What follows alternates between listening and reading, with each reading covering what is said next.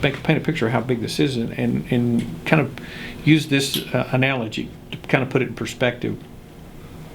Let's just take the 8 zeros off of all of these big numbers that we've been talking about, the trillion this, trillion that. So let's just make America a little family. So basically what we have is a family that makes about $23,000 a year. Our revenues in this are about 2.3 trillion. So you take those 8 zeros off. So you got a little family making $23,000. Unfortunately, this family is spending $36,000 a year, and so they're spending $13,000 a year more than they make.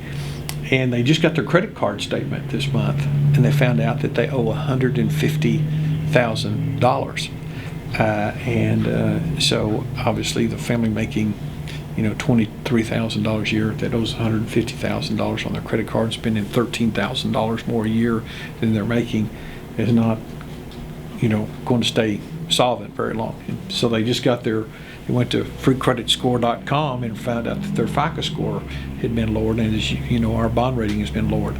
And so you begin to recognize that you've got a country that's spending $1 and borrowing for 42 cents for every dollar and it's not sustainable.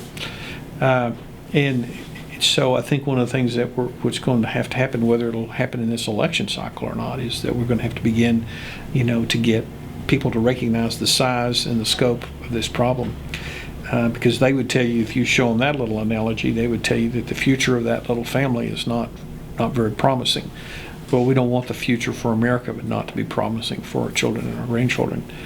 And while we've kind of danced around the issue of kind of flatlining discretionary spending, just to give you an example, if we eliminated all discretionary spending in this country, we'd still have over a $200 billion deficit. So you can't just, but you remember what's in discretionary spending is defense spending, education spending, some things that people would think that at least we have to spend some money on those items.